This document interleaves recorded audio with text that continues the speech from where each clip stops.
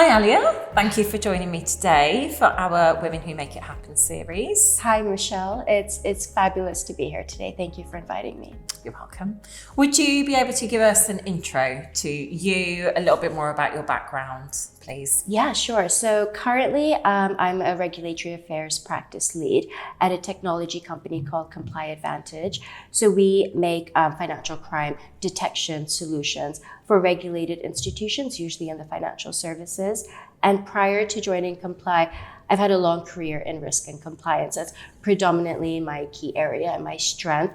So I started off in traditional financial institutions such as Lloyds Bank, HSBC. I then moved into foreign banking. And then when the kind of fintech trend was picking up, I knew I had to get into the fintech space. So I moved into Oak North, Revolut, and then a startup fintech, which based on ethical financing to help them get regulated. And my main interest in risk and compliance kind of grew when I was studying law and I wanted to practice criminal law. I think my background as being from a generation of diaspora, I saw firsthand the challenges faced by communities when it comes to financial exclusion. Mm-hmm. So these are like legal immigrants who've moved, abroad because they've had to due to conflict in their home country, sanctions, etc., and not being able to just access basic financial products whilst working in the country, while studying in a country like the UK. And that was really where I wanted to kind of dive deep into the laws. And I think it was the curiosity around the space that intrigued me the most. What does the law say and what do regulations say about what is happening? I was trying to rationalize what I was seeing, which I felt was an injustice. I think that's really interesting, and I can see your passion coming through for it. So how your degree, your educational background translated into your career as it is today. So I think it's really that helping, supporting people. I think so often now as well, compliance is often seen as, we're there to prevent people from doing things, but actually you're helping people do it in the right way. Absolutely. So what's really interesting that I'd like to understand is that navigating from TradFi into the more fintech space where you are now, and some big names in there, Revolut, but also Oak North, which is a really interesting one. Can you take us through your journey of kind of why that was so important for you? Yeah. So when I was working from the very beginning as a risk analyst, kind of using the technology, analyzing payments, transactions to identify suspicious behavior, it was always the technology that was frustrating because if it wasn't working effectively, we weren't able to identify suspicious activities. And then the more I grew in my career and I moved to like a team lead, then a manager, and then like a lead, and then head of compliance, your responsibility and that kind of personal liability you feel increases. So I was just getting really frustrated with the kind of manual processing, that legacy technology. And I knew that larger institutions like HSBC, where I was in, it would take time for them to move into the innovation, into cloud, into kind of reg tech. And that wasn't necessarily the space I wanted to be in because I didn't feel I have the time. Everything needs to be quick, well, at least for me. So I felt like, okay, time's moving, I've got to move quick. And Revolut was great, and so was Oak North because it was kind of adapting the digital technologies with digital payments, e-money, but then also coming out with more innovative products that weren't on the market. You'd have a digital app such as Monzo, but then Revolut took it further, and it was more about how do you have fun with your money and manage your money and save and invest. And when it comes to the regulatory remit of then kind of overseeing such a kind of fintech, which is a scale up and continues to scale and expand, was how can we really quickly understand which laws and regs apply to us and our products, and how can I effectively implement the processes and controls whilst identifying the technology needed. And usually when you're in a fintech, there's already that buy-in of needing to adopt technology either through a vendor or you build it in-house, but there's already that appreciation of things need to change, like we're going to do things differently. Yeah. That's a really interesting point, and I think more so for me as well, it's that difference that we need to it's ever evolving. Exactly. And how do we continue that either in the RegTech space? The bigger banks are certainly innovating now, aren't they? So they're catching up. But the role that you're doing at the moment, What's the most interesting part for you in your day-to-day role? Oh, there's so many interesting things, like honestly, but I think working with the product managers, the engineers, the developers, because they are so passionate about fighting financial crime and really just building solutions that will allow it. But because they haven't been in the role of a compliance officer or the people buying from us, they don't necessarily have a full understanding of what are the actual pain points, Yeah. and not just the pain points today. We need to focus on what are the pain points in the next 10 years. Where do we see regulators shifting in terms of the control expectations? Where are risks going to emerge? Yeah. And being able to kind of collaborate with them and have them understand the industry and the domain, whilst they then come up with these creative solutions is just amazing, because it's like different great minds just coming together. Yeah. It's like a symbiotic synergy, and it's great. And then the second kind of thing I find really interesting about my role at Comply is the thought leadership. It was a space I've never been in before. A lot of the speaks, presentations, training was all very much internal, or it was directly with a regulator. Yeah. It wasn't on such a kind of broad scale, entire industry. And because I'm in sanctions as well, it's not just financial services. You have a lot of other industries that get captured under the sanctions remit. And I like the fact that I can kind of be able to discuss what are the emerging risks, what's on the horizon, not necessarily this year or the next 2 years, because we know an act of parliament has come out or a regulation is going to be implemented, but in the next 10 to 15 years, what can we expect to see? Because I feel you need to start working on that from now to then be in a place where you're prepared. Yeah. If we pick up on that thought leadership piece and really the leadership, Yes. What is it about it that you most enjoy? I love sharing my views in a manner in which people want to hear it. So, content that is engaging, content that people are getting takeaways from and kind of thinking about different things. Because, one thing I feel is not necessarily lacking, but we need to work on more, especially in financial services and the kind of legal sector, is diversity of thought. Like we are doing well in the strides of diversity of gender and equality, but you still need diversity of thought. You need people of different personality types, different strengths, really coming together, because if you're stuck with everyone who looks the same and talks the same and thinks the same and is from the same background and has the same life experiences, you're in an echo chamber, essentially. And thought leadership allows me to share my views, which will be different from others. And there'll be many that kind of can understand where I'm coming from. When I talk about financial exclusion, perhaps they felt it themselves. When I talk about technology and financial products that are borderless or that are safe and compliant and borderless and can serve higher risk customers and jurisdictions, certain people will understand why that is a necessary issue that we need to solve for. And we need all of these fintechs and startups to, kind of really think about how they can come together and create a solution. And if I didn't have kind of the platforms, like today, for example, this, being able to chat, I wouldn't be able to share these views. So, and coming from compliance, where when you are sharing your views, people do not want to hear them. And you've got the business just like, oh, please do not tell me what we cannot do. Can you just I see it almost as a sign red tape off? sometimes, don't they? Exactly. So it's like I've come from a world where I had to always think about what I had to say, and I had to kind of reword and rephrase things. So they seem to appear to be, you can do what you want to do, but allow us to kind of put these controls in, or, have these policies in place. I can now just speak very openly and freely. Yeah. It's really interesting. We touched on financial inclusion and social inclusion we ran an event, actually, an industry event called Inclusive Compliance. Yeah. So it's really interesting. You've mentioned a lot of similar points that came out of that.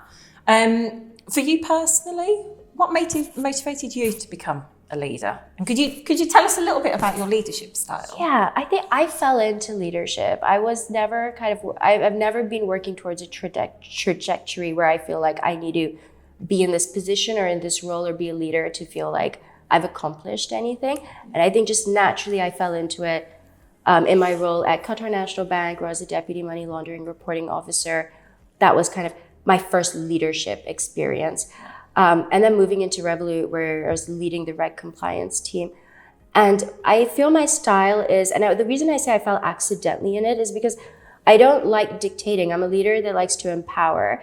And it's amazing because it's only been at ComplyAdvantage with my current boss. And it's almost 2 years now since I've been there.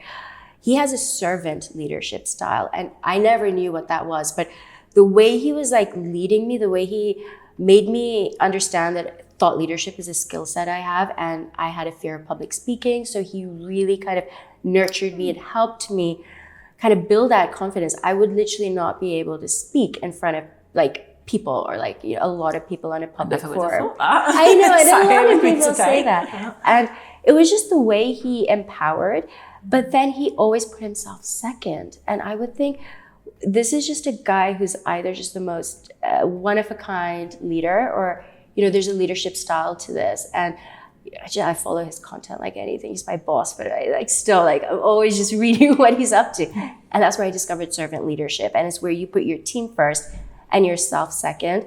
And that is definitely the type of leader I hope to aspire to be one day, because I feel I'm already there. I can't say I put my team first and myself second, though. And I think that kind of empathy and putting yourself second only comes from just years and years of being a leader. And I have a long way to go before I could do that. Yeah. Or emulate that. Okay. Yeah. I mean, it certainly translates your passion for helping others. Yeah. Outside of your career, you're also an ambassador for another cause, aren't you? I am. As well. So Yeah. supporting others. Yeah. How do you feel that and your career professional world have kind of interlinked? Amazingly, because I'm an ambassador at the Maggie Oliver Foundation. Yeah.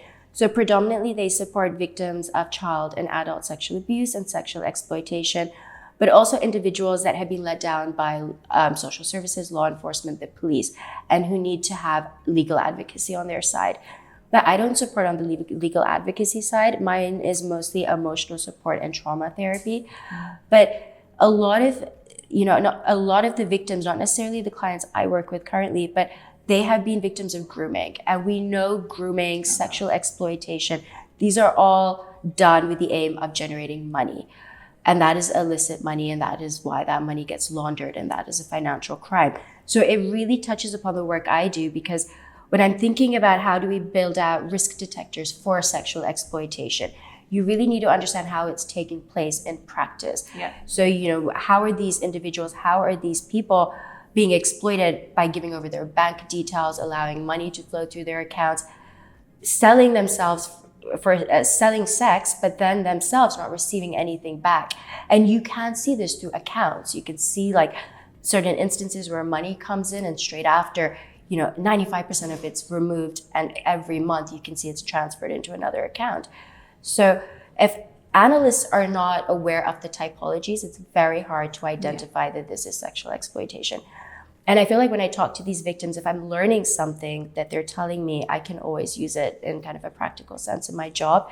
But it also encourages me every day. And I like to take some of the positive news back to the team at Comply as well, especially the engineers, to have them understand that the work that they're doing has a wider impact. Yeah.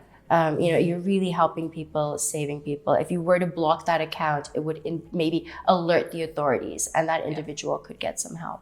Yeah, I mean, it's certainly, I think, a topic that's been brought more to light in recent years.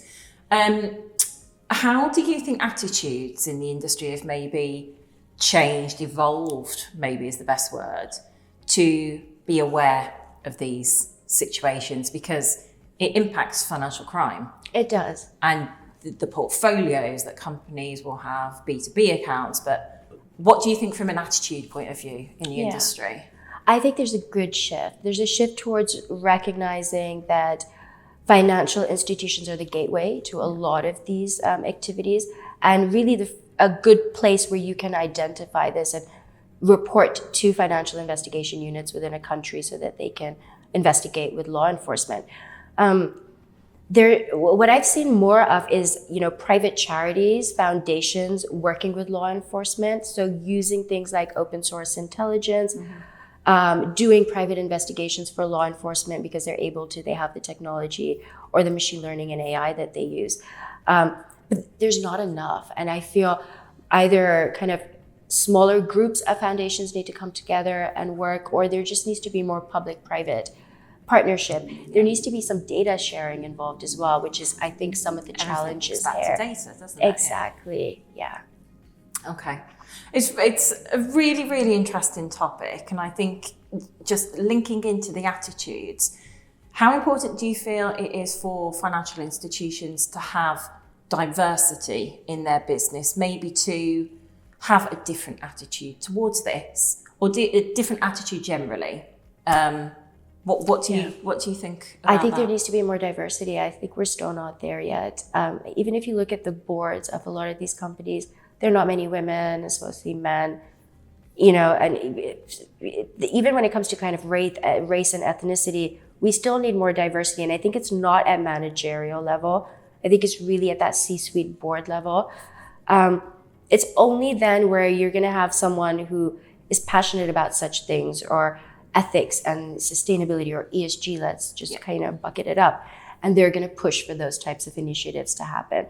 And it's not someone who's just talking the talk. You really need people who have worked in these areas, who are passionate about different areas, to really help move the business, or to even challenge certain decisions. I think there's a lack of challenge in governance at board level, just generally. Okay, interesting. And how do you think FS institutions can maybe remedy that? So we talk about diversity and inclusion. We talk about it from a gender point of view, but we also touched upon it a little earlier with different backgrounds, social mobility, etc. So what do you think they could do more immediately to help bring this to light or remedy some of the points? I think one good thing to do is to hire people from a different industry who still have the skills, the basic skill sets you need. They can learn the area, they can learn the domain. But for instance, if you want to have like a new head of ESG or sustainability or governance or anything like that, or kind of social community work, hire someone from that industry directly. Another thing that would help is, I love assessments, and I know hiring assessments people hate, but sometimes they can be really useful in just being able to identify people that have the key strengths that you need. But then again, you need to know what you're looking for. And I think that's the biggest challenge. I think firms really need to identify where there are gaps in terms of diversity of thought, diversity of skills, diversity of expertise, and then work to filling it. From a diversity and inclusion point of view, how has your experience been with it throughout your career? I think when it's come to like opportunities, I've been blessed. I've been quite fortunate in terms of I haven't faced any resistance, or I haven't felt that I've had less opportunities afforded to me because of any protected characteristic. I do, however, feel that my working style is not it's not always. I mean, it's those typical challenges that you face as a woman, where if you are assertive, you'll be called aggressive, or if you are very straightforward or to the point, you could just be called rude, or things that where if a man were to do it, it would be okay. The language used would be different. And I think that kind of the way we think about women operating in the workplace really needs to change. We need to kind of look at it from the angle of, you need sometimes that masculine energy, which is not gender specific. It's that being able to kind of quickly, tactically think of what to do and take action and to drive things forward. But as women, we also have that feminine energy, and men have it too. It's not gender specific, but that is your intuition. That is your ability to have people come together, to collaborate, to think, to work together. And oftentimes I felt that when I've been very much in my masculine, because I've just had to be an A player and that's how you get things done, it wasn't always welcomed. And I don't know if it was because it was from me, but I would see that from even other women having the same challenges who operated like me or worked like me. They would also be looked at the same way. And I think that's something that we really need to work on changing. Not just men, but also women, how women perceive other women. I've had some women like in my team just be like, oh, you're just a bit too much. And, you're so strong, it's scary. And I remember this comment actually came when I was having surgery, and my health had really declined, but I was just kind of powering through work. And this person was like, you're so strong, it's scary. Like, kudos to you for kind of going through your surgery and getting work done, but this is just scary now. And it's like, why? Because I'm following up on a piece of work you had to give me, which is really important because it's a report to the regulator. But sometimes people don't understand how that could make the other person feel, because to be strong, someone is overcoming a lot of challenges internally. They have had to fight through a lot to be in that place of strength and authenticity. And then to tell them you're too strong, I think it's just, it's those type of things that doesn't really help when it comes to women wanting to empower others and lead and be strong in a very male-dominated world. I think you've hit the nail on the head with empower there. Yeah. So I do agree. My industry was male-dominated back in the day when I first started, and it is that if you, almost like personality profiling and the certain characteristics. What is good to see is more and more women are being given the opportunities. They are. Certainly what we do, balanced shortlisting for every exco role.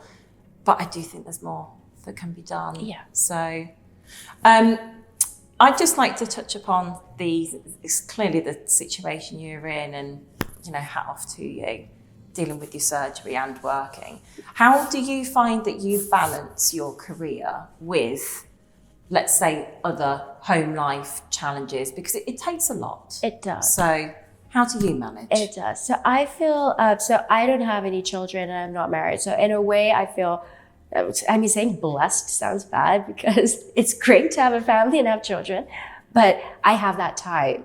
Whereas if I was a mother and a wife, I'd probably have less time. So for that, I feel like I'm quite fortunate in being able to do that balance, because my only other responsibilities are more, towards looking after my parents or just that family friend time.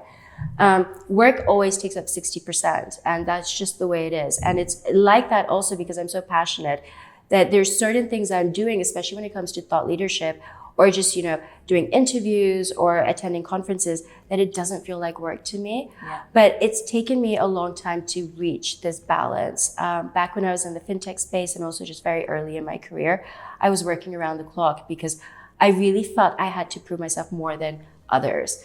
I just kind of grew up with that thinking of, okay, you just need to prove yourself more than other people.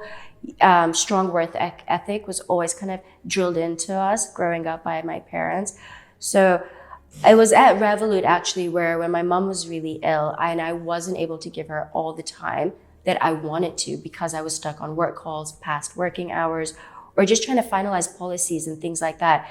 And I took a step back and I thought, okay, how important is this policy getting out versus my mom and just sitting with her in the hospital? It's in the grand scheme of things, it's not. And I had to get my priorities straight. And so I feel like I'm there now. Yeah. And it's a work in progress. Well, it sounds like you had a very kind of inspirational upbringing, encouraged. Yes. So was there a particular role model for you in your childhood, your early years, that led you to get to where you are today? Yeah, it was my mom. It was my mom. She's an anaesthetist, a medical doctor, but she came to the UK in the early 50s to do her post-grad medical degree.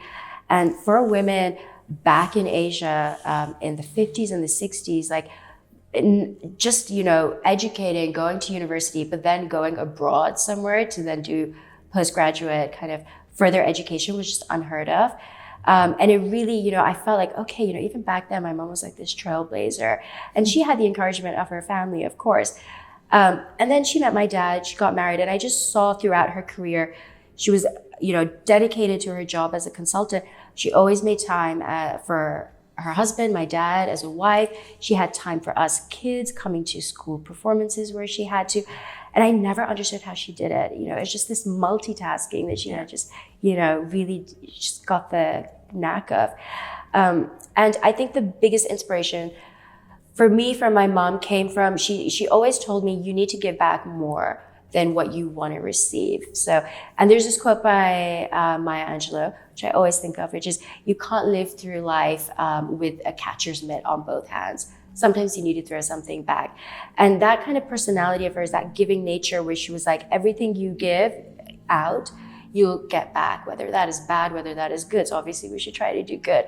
But that's always kind of guided me. So even in my work, it's like, what can I do extra? So the Maggie Oliver Foundation or any other charitable work. And when my mom was 50, she was diagnosed with severe arthritis. So that really impacted her mobility. She couldn't work. And I could see how that kind of being a consultant, going into work, that being ripped away from her, it took a part of her away. You know, I saw a bit of her get lost along the way. And I'm the youngest. So when my mom was like 50, I was quite young.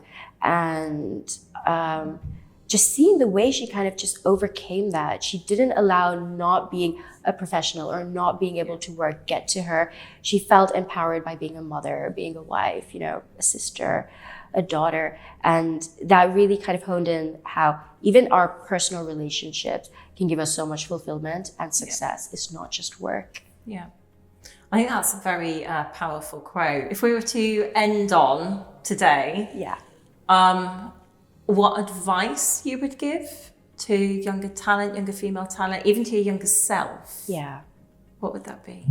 It would be to always be authentic and be yourself, and realize that it's okay to have two personalities. You can have who you are at work and who you are in your personal space with your friends, with your family. And that doesn't mean that you're not being authentic. It's just the way it is. It's the way we need to operate in different environments, and that agility and flexibility. Trust what you believe are your talents and your skills, and look for people who identify those in you.